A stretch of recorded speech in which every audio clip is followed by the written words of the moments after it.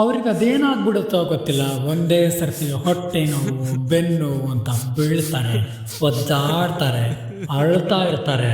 ಇನ್ನೇನು ನಾನು ಸತ್ತೇ ಹೋಗ್ತೀನೇನೋ ಅನ್ನೋ ಥರ ಆಡ್ತಾ ಇರ್ತಾರೆ.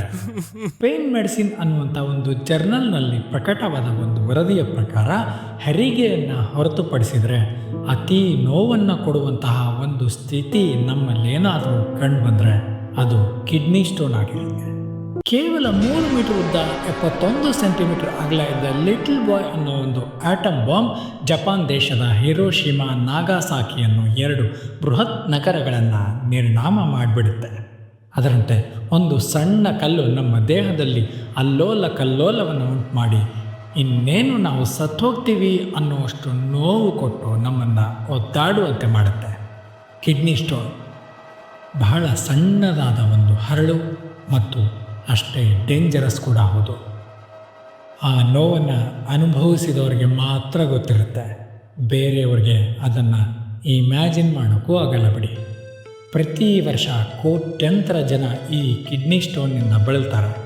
ನ್ಯಾಷನಲ್ ಕಿಡ್ನಿ ಫೌಂಡೇಶನ್ನವರ ಪ್ರಕಾರ 10ರಲ್ಲಿ ಒಬ್ಬರಿಗೆ ಜೀವನದಲ್ಲಿ ಒಮ್ಮೆಯಾದರೂ ಕಿಡ್ನಿ ಸ್ಟೋನ್ ಆಗೇ ಆಗುತ್ತಂತೆ.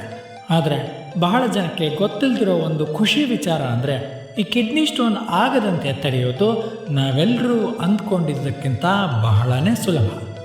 ಅದು ಹೇಗೆ ಅಂತ ಕೇಳ್ತೀರಾ? ಮುಂದೆ ನೋಡಿ. ಅದಕ್ಕೂ ಮುಂಚೆ ಈ ಕಿಡ್ನಿ ಸ್ಟೋನ್ ಅಂದರೆ ಏನು ಅಂತ ನಾವು ತಿಳ್ಕೊಳ್ಳೋಣ. ಕಿಡ್ನಿ ಸ್ಟೋನ್ ನಮ್ಮ ಕಿಡ್ನಿಯಲ್ಲಿ ರೂಪುಗೊಳ್ಳುವಂಥ ಖನಿಜಗಳು ಮತ್ತು ಲವಣಗಳಿಂದ ಕೂಡಿದ ಗಟ್ಟಿಯಾದ ಕಲ್ಲಿನಂತಹ ಹರಳು. ಸಾಮಾನ್ಯವಾಗಿ ದೇಹದಲ್ಲಿ ನೀರಿನ ಅಂಶ ಕಡಿಮೆ ಆದಾಗ ಅಥವಾ ಮೂತ್ರದಲ್ಲಿ ಸಾಮಾನ್ಯಕ್ಕಿಂತ ಹೆಚ್ಚು ತ್ಯಾಜ್ಯ ವಸ್ತುಗಳು ಸೇರಿಕೊಂಡಾಗ ಕಿಡ್ನಿ ನೀರನ್ನು ಸಂರಕ್ಷಿಸಲು ಪ್ರಯತ್ನ ಪಡುತ್ತೆ. ಇದರ ಪರಿಣಾಮ ಕಡಿಮೆ ನೀರಿನಿಂದ ಕೂಡಿದಂತಹ ಮೂತ್ರವನ್ನು ಹೊರಹಾಕುತ್ತೆ. ಇದರಿಂದ ಲವಣಗಳು ಶೇಖರಣೆ ಆಗ್ತಾ ಹೋಗ್ತವೆ. ಮುಂದೆ ಇದು ಕಿಡ್ನಿ ಸ್ಟೋನ್ ಆಗಿ ಪರಿವರ್ತನೆ ಆಗುತ್ತೆ. ಕಿಡ್ನಿ ಸ್ಟೋನ್ ಆಗೋದಕ್ಕೆ ಮುಖ್ಯ ಕಾರಣ ಅಂದರೆ ಕಡಿಮೆ ನೀರನ್ನು ಕುಡಿಯೋದು, ಹೆಚ್ಚಾಗಿ ಉಪ್ಪನ್ನು ತಿನ್ನೋದು, ಪ್ರಾಣಿ ಮೂಲದ ಪ್ರೋಟೀನ್ಗಳನ್ನು ಹೆಚ್ಚಾಗಿ ಸೇವಿಸೋದು, ಆಕ್ಸಾಲೇಟ್ ಇರುವಂಥ ಆಹಾರಗಳನ್ನು ಹೆಚ್ಚಾಗಿ ಸೇವಿಸೋದು, ಪ್ರಾಣಿಗಳ ಮೂಲದಿಂದ ಬಂದಂತಹ ಕ್ಯಾಲ್ಶಿಯಂ ತುಂಬಿದ ಆಹಾರಗಳನ್ನು ಹೆಚ್ಚಾಗಿ ಸೇವಿಸೋದು. ಈ ಹರಳುಗಳು ಮೂತ್ರನಾಳದ ಕಿರಿದಾದ ಪೈಪ್ನ ಮೂಲಕ ಹರಿದಾಗ ಹರಳುಗಳ ಗಾತ್ರದ ಮೇಲೆ ವಿಪರೀತವಾದ ನೋವನ್ನು ಉಂಟು ಮಾಡುತ್ತೆ. ಈ ಹರಳುಗಳು ಮೂತ್ರದ ಹರಿವನ್ನು ತಡೆಯುತ್ತೆ, ಇನ್ಫೆಕ್ಷನ್ಸ್ನ ಉಂಟು ಮಾಡುತ್ತೆ ಮತ್ತು ಕೆಲವು ಸಂದರ್ಭಗಳಲ್ಲಿ ಕಿಡ್ನಿಗೆ ಅಪಾಯವನ್ನು ಕೂಡ ಉಂಟು ಮಾಡುತ್ತೆ. ಆದರೆ ಒಂದು ಸಿಹಿ ಸುದ್ದಿ ಅಂದರೆ ಈ ಕಿಡ್ನಿ ಸ್ಟೋನ್ನ ತಡೆಯೋದು ಬಹಳನೇ ಸುಲಭ. ಅದಕ್ಕೆ ನಾವು ಪಾಲನೆ ಮಾಡಬೇಕಾಗಿರೋದು ಕೇವಲ 5 ವಿಷಯಗಳನ್ನು. ಮೊದಲನೇದು, ಸಾಕಷ್ಟು ನೀರನ್ನು ಕುಡಿಬೇಕು.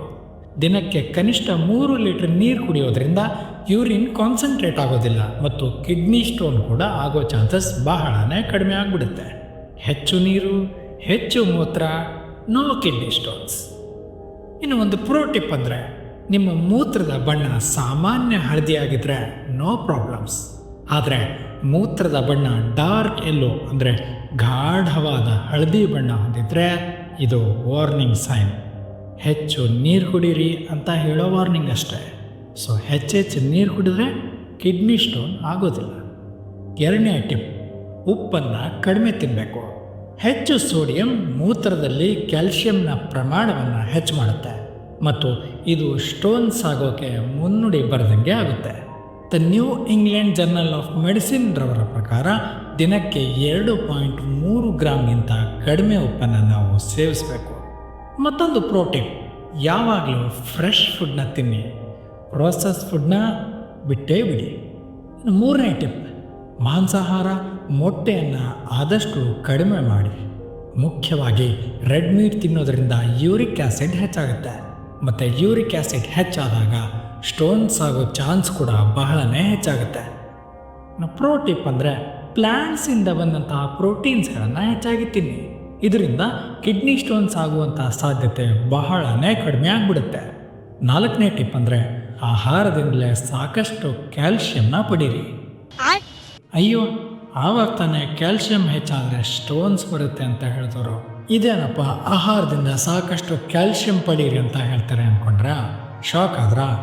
ದೇಹದಲ್ಲಿ ಕ್ಯಾಲ್ಶಿಯಂ ಕಡಿಮೆ ಆದರೂ ಕೂಡ ಸ್ಟೋನ್ ಆಗೋ ಚಾನ್ಸ್ ಇರುತ್ತೆ. ಯಾಕಂದರೆ ಕ್ಯಾಲ್ಶಿಯಂ ಆಹಾರದಲ್ಲಿ ಇರುವಂಥ ಆಕ್ಸಾಲೇಟ್ ಜೊತೆಗೆ ಒಂದು ಬಾಂಡ್ ಫಾರ್ಮ್ ಮಾಡಿಬಿಡುತ್ತೆ. ಕ್ಯಾಲ್ಶಿಯಂನ ಪ್ಲ್ಯಾಂಟ್ಸ್ ಮತ್ತು ಡೈರಿ ಪ್ರೊಡಕ್ಟ್ಸಿಂದ ಪಡೆದಷ್ಟು ಈ ಚಾನ್ಸಸ್ ಬಹಳನೇ ಕಡಿಮೆ ಆಗುತ್ತೆ. ನಮ್ಮ ದೇಹಕ್ಕೆ 1-2 ಗ್ರಾಮ್ನಷ್ಟು ಕ್ಯಾಲ್ಶಿಯಂ ಬೇಕೇ ಬೇಕಾಗುತ್ತೆ. ಇನ್ನು 5ನೇ ಟಿಪ್ ಅಂದರೆ ಆಕ್ಸಾಲೇಟ್ಸ್ ಕಡೆಗೆ ಗಮನ ಇರಲಿ. ಪಾಲಕ್, ನಟ್ಸ್, ಚಾಕ್ಲೇಟ್ ಇನ್ನು ಮುಂತಾದ ಆಹಾರಗಳಲ್ಲಿ ಆಕ್ಸಾಲೇಟ್ ಹೆಚ್ಚಾಗಿರುತ್ತೆ. ಹಾಗಂತ ಇವುಗಳನ್ನು ತಿನ್ನೋದು ಬಿಟ್ಬಿಡಬಾರ್ದು. ಬಟ್ ಇವುಗಳನ್ನು ಪ್ರೋಟೀನ್ ಜೊತೆಗೆ ತಿನ್ನಬೇಕು.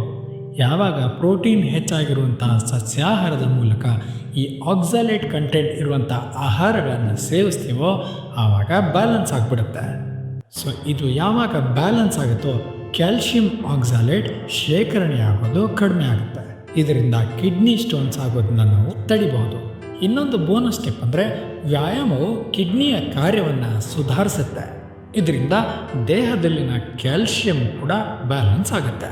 ಇನ್ನು ಒಂದು ವಿಚಿತ್ರ ಆದರೂ ಭಯಾನಕವಾದಂತಹ ಒಂದು ಫ್ಯಾಕ್ಟ್ ಅಂದರೆ ಜಗತ್ತಿನಲ್ಲಿ ಕಂಡು ಬಂದ ಅತಿ ದೊಡ್ಡ ಕಿಡ್ನಿ ಸ್ಟೋನ್ 1 kg ತೂಕವನ್ನು ಹೊಂದಿತ್ತಂತೆ. ಇದು ನಮ್ಮ ಕಿಡ್ನಿಲಿ ಒಂದು ದೊಡ್ಡ ತೆಂಗಿನಕಾಯಿ ಇಟ್ಕೊಂಡಂತೆ. ಜಗತ್ತಿನಲ್ಲಿ ಯಾರಿಗೂ ಇಷ್ಟು ದೊಡ್ಡ ಸ್ಟೋನ್ಸ್ ಆಗದೇ ಇರಲಿ ಅಂತ ಪ್ರಾರ್ಥನೆ ಮಾಡೋಣ. ಈ ವಿಡಿಯೋದಲ್ಲಿ ನಾವು ನೀಡಿದ ಮಾಹಿತಿ ನಿಮಗೆ ಉಪಯುಕ್ತವಾಗಿದೆ ಅಂತ ನಿಮಗೆ ಅನಿಸಿದ್ರೆ ಮತ್ತು ಈ ವಿಡಿಯೋ ನಿಮಗೆ ಇಷ್ಟ ಆಗಿದ್ದರೆ ನಮ್ಮ ಚಾನಲ್ನ ಸಬ್ಸ್ಕ್ರೈಬ್ ಮಾಡಿ ಮತ್ತು ಪಕ್ಕದಲ್ಲಿ ಇರುವಂಥ ಬೆಲ್ ನೋಟಿಫಿಕೇಷನ್ನ ಒತ್ತಿ. ಈ ವಿಡಿಯೋನ ಲೈಕ್ ಮಾಡಿ, ನಿಮ್ಮ ಸ್ನೇಹಿತರು ಮತ್ತು ಕುಟುಂಬದವರೊಂದಿಗೆ ಹಂಚಿಕೊಳ್ಳಿ. ನಿಮ್ಮ ಸಲಹೆ, ಪ್ರಶ್ನೆ ಮತ್ತು ಅಭಿಪ್ರಾಯಗಳನ್ನು ಕಮೆಂಟ್ ಬಾಕ್ಸ್ನಲ್ಲಿ ತಿಳಿಸಿ. ಧನ್ಯವಾದ.